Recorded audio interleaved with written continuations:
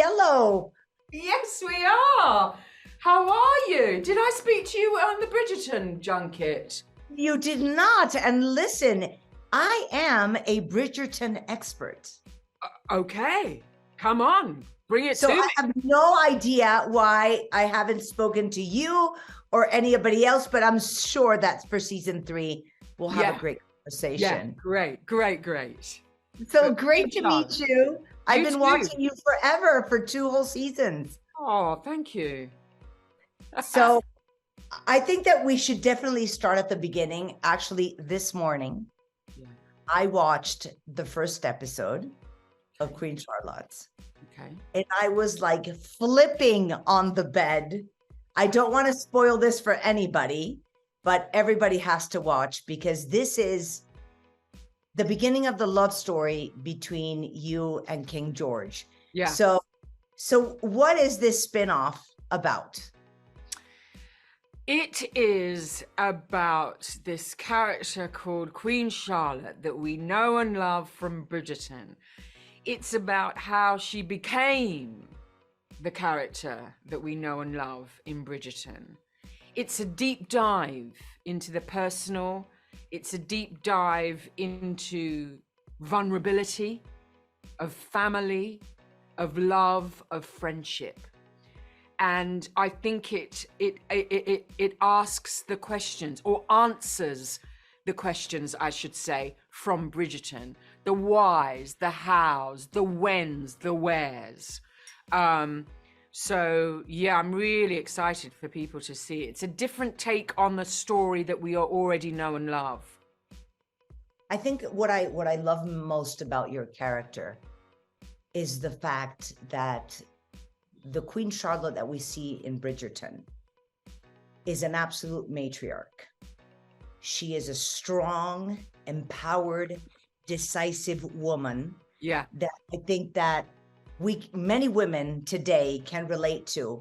Yeah. So this spinoff is the explanation of why you become this incredibly strong and powerful queen. Exactly. And I also think that it gives that insight to the human side of Charlotte and the human side of a relationship between a mother and her children. You know, for example, the relationship between a friend, a queen, of duty, of ceremony, and her confidant, Brimsley. Of course. You know, there's an intimate look into their relationship. So there's lots of layers that we know, but the doors are being opened, aren't they, in Queen Charlotte? And we can kind of have a look into the rooms. Exactly. I remember the second season of Bridgerton, that scene where Queen Charlotte talks to, you know, little Miss Sharma and talks to her about life and love. Yeah.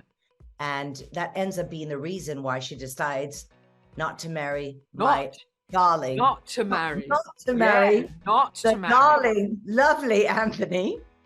And so was that like the turning point where Shonda Rhimes, the, you know, extraordinary producer of Bridgerton, or the whole team decided Queen Charlotte needs to have her own show?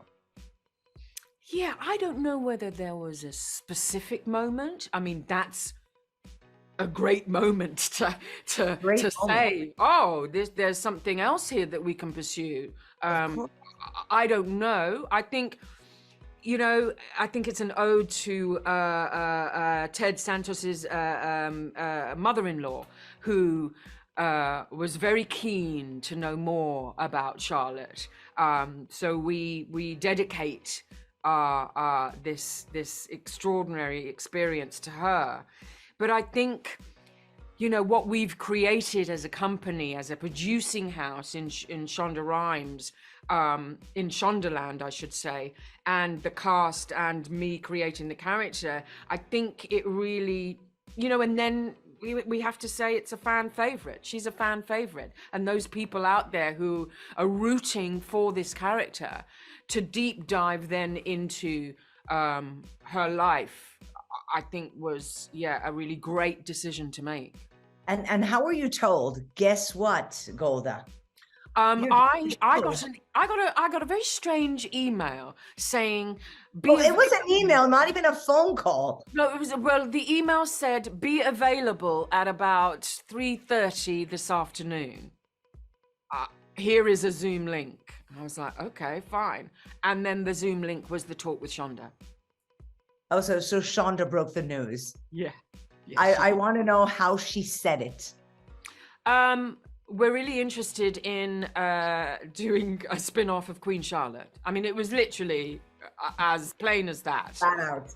Yeah. And it's like, right, okay. It was a pinch me moment. It was one of those moments where you're like, am I alive? Am I breathing?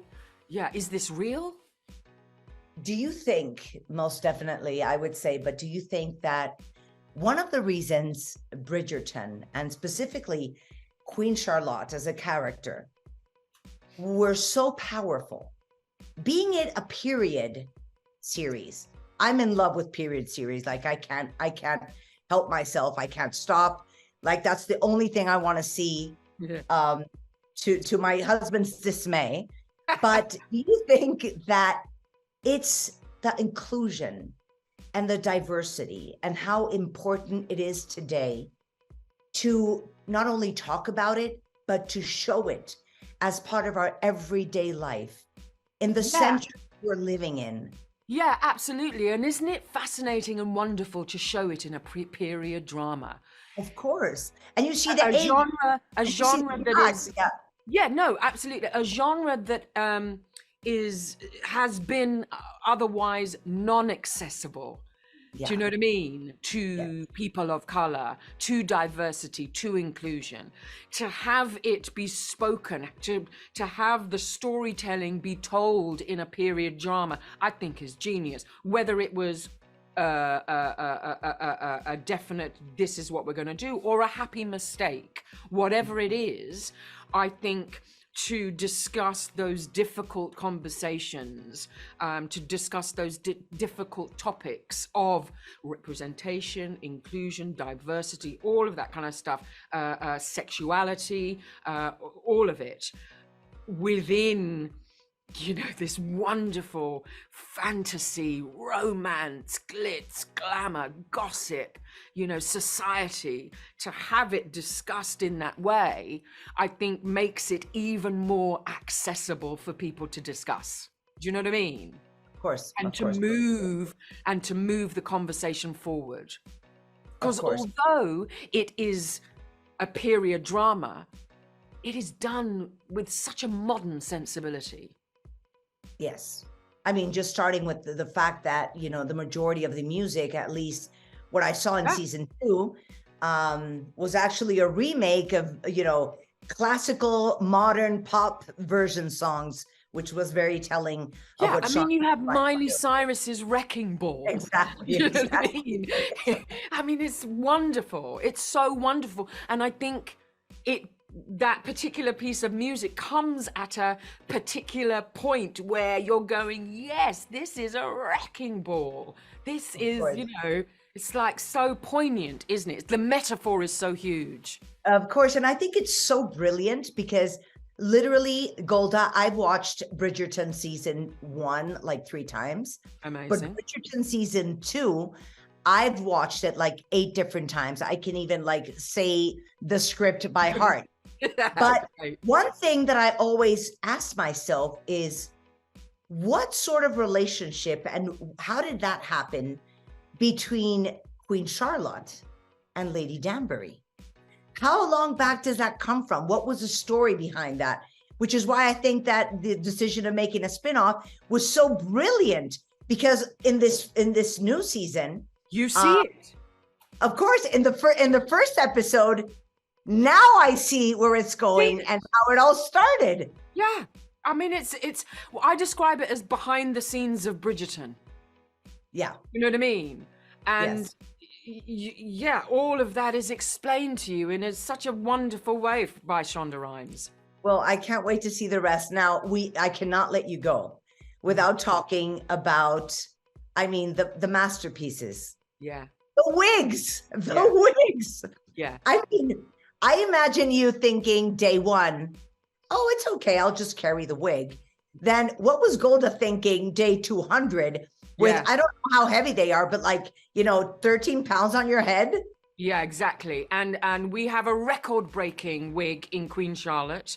Okay. I don't know whether you've seen the episode where she goes to the opera house. No, not yet. Not yet. Don't spoil it for me. Yeah, I won't spoil it. But yes, what I am wearing on my head is quite extraordinary.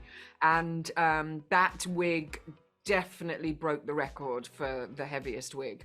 But it's an honor. The designers, the makers of these things, the costumes and the wigs are such incredible artists. How long is the process? How long is the process? It takes me about 2.5 hours from beginning to creation.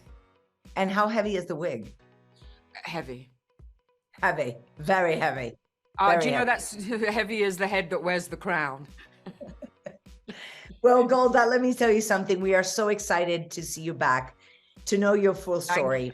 Thank you. On this show and everything we do, it's all about women's empowerment. Yeah. And I think the opportunity of seeing Queen Charlotte in another era under very different circumstances, at the end, it's what a lot of women live today. The challenges, the children, the husband, wouldn't you say?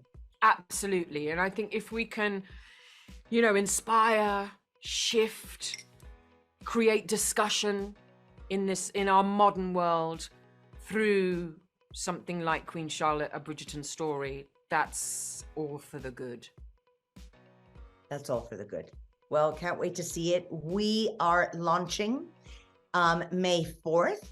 So I'm sure everybody is ready to sit down with some popcorn and see the roll. So thank you so much for taking the time to talk to us. It's a pleasure. And of course, as soon as Bridgerton season 3 launches, I hope I'll see you again. We'll be back talking. Yeah. Back talking. Thank you, Golda. Have a great day. Most welcome. You too.